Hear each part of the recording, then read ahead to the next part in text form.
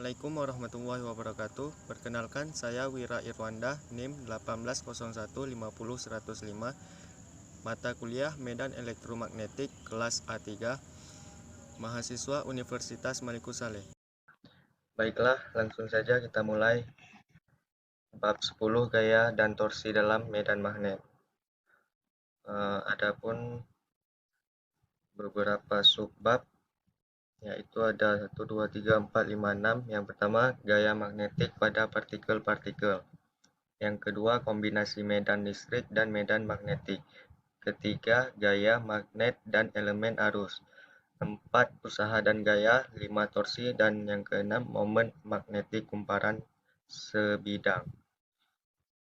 Langsung saja 10.1. Yang pertama, gaya magnetik pada partikel-partikel. Suatu partikel bermuatan yang sedang bergerak di dalam medan magnetik mengalami gaya yang arahnya gak lurus pada kecepatannya, sedangkan besarnya berbanding lurus dengan muatannya, kecepatannya, dan kerapatan fluks magnetik B. Ungkapannya yang lengkap diberikan oleh hasil kali silang. F sama dengan QU kali B. Maka arah pada partikel dapat diubah oleh medan magnetik, tapi lajunya U, dan dengan demikian pula energi kinetiknya tetap saja besarnya.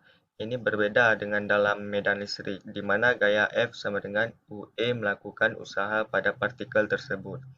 Energi berubah energi kinetiknya jika medan B serba sama I dalam daerah tertentu, dan kecepatan awal partikel itu normal terhadap medan AD.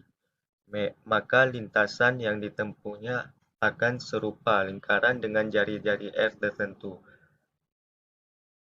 Gaya oleh medan sini besarnya F sama dengan 1 Q, UB dan arahnya menuju pusat lingkaran. Besar percepatannya sentripetalnya adalah ULR. Maka dengan hukum kedua Newton. Bisa dilihat ini rumus hukum kedua Newton. Perhatikan bahwa R merupakan hukum bagi momentum linear MU partikelnya. Baik yang 10 kombinasi medan arus listrik dan medan magnetik. Jika kedua macam medan harus secara bersamaan dalam suatu daerah, gaya pada partikel tadi diberikan oleh F sama dengan Q E tambah U kali B. Gaya ini bersama-sama dengan kondisi awalnya, menentukan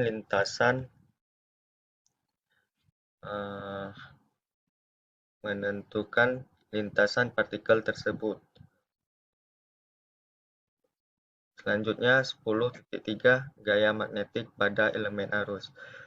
Suatu situasi yang sering dijumpai adalah di mana suatu pengantar yang dilalui arus berada dalam medan magnetik eksternal.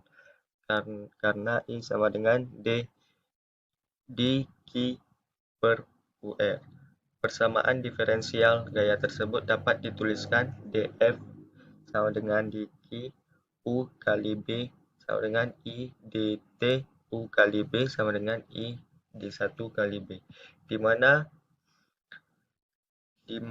dL sama dengan U, di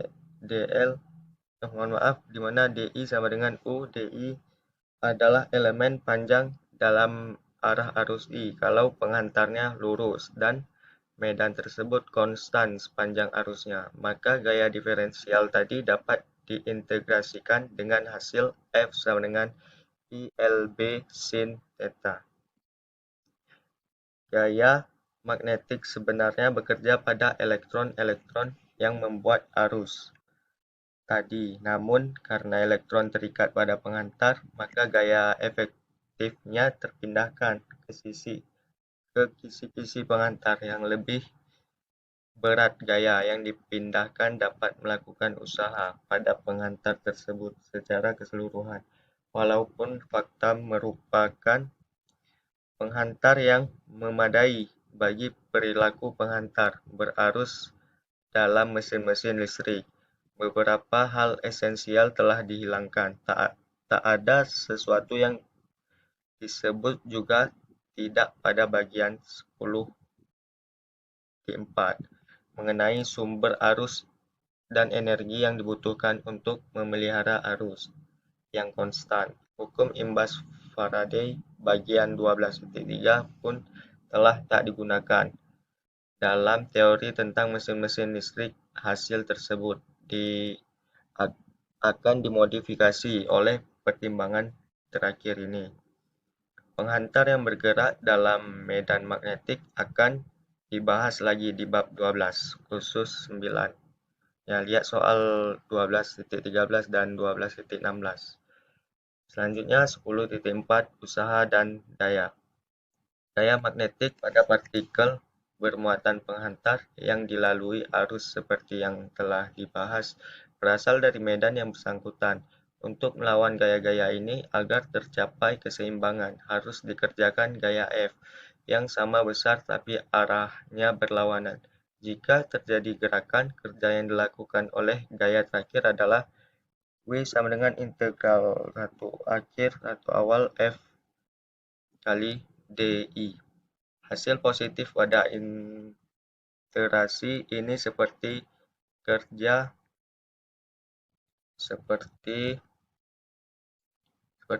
telah dilakukan pada sistem dalam memindahkan partikel pada penghantar tadi dari kedudukan awal dan kedudukan akhirnya melawan medan. Karena gaya magnetik dan sebab itu juga Fa umumnya tak konservatif. Untuk integrasi tadi harus dipakaikan seluruh lintasan yang menghubungkan kedudukan mula dan akhir penghantar itu. Selanjutnya 10.5 torsi. Momen gaya atau torsi sekitar titik adalah hasil kali silang dari lengan tuas gaya dengan gaya itu sendiri. Lengan gaya adalah vektor dari titik terhadap torsi itu di mana gaya tadi diberikan. Dalam gambar 10.5, gaya mempunyai torsi terhadap 0. T sama dengan R kali F. Seperti ini gambarnya 10.5, bisa lihat sendiri, di mana satuan T adalah N kali M. Dalam gambar 10.5, T terletak pada suatu sumbu dalam bidang XY yang melalui O. Apabila tersebut dengan O oleh batang tegar yang bertumpu secara bebas di 0, maka gaya F cenderung memutar P sekitar sumbu tadi. Torsi T dalam hal ini lebih umum dikatakan sebagai sekitar sumbu tersebut daripada sekitar titik O seperti tadinya. Selanjutnya 10.6 momen magnetik kumparan sebidang. Pada kumparan yang berlilitan tunggal di bidang Z sama dengan 0, seperti ditunjukkan di gambar 10.6, dengan lebar W dalam arah X dan panjang I dalam arah Y. Terdapat dalam medan W yang serba sama dengan plus Y. Gaya yang ada hanya pada sisi sebelah kiri. Ini rumusnya dan ini gambarnya, bisa dilihat sendiri.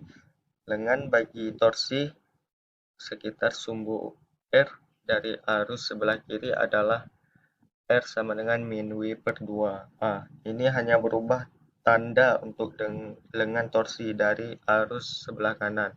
Torsi dari kedua elemen harus menjadi seperti ini.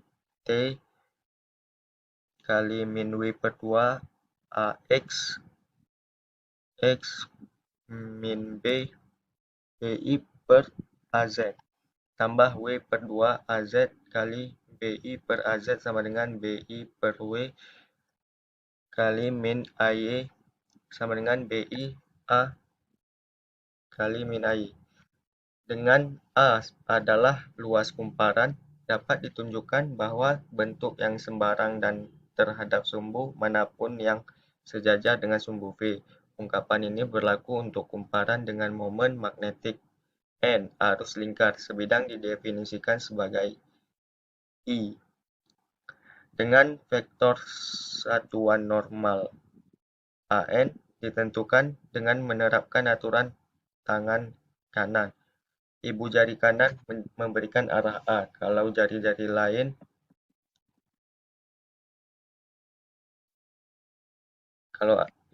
lainnya menunjukkan arah arus. Dapat dilihat bahwa torsi pada suatu kumparan sebidang dalam medan B adalah T sama dengan M kali B.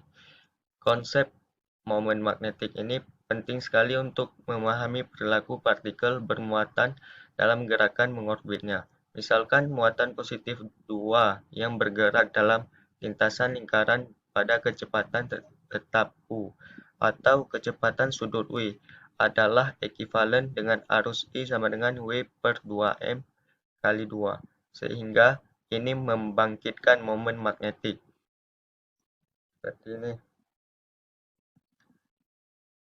Lanjut, seperti tampak pada gambar 10.7, namun yang lebih penting untuk pembahasan sekarang adalah bahwa di dalam medan B pada kumparan arus itu timbul torsi Tm kali P yang akan memutarnya sedemikian hingga arah M dan B cenderung menjadi sama.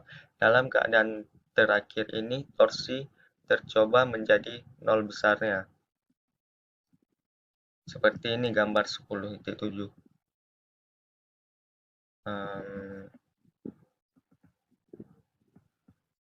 Bentar.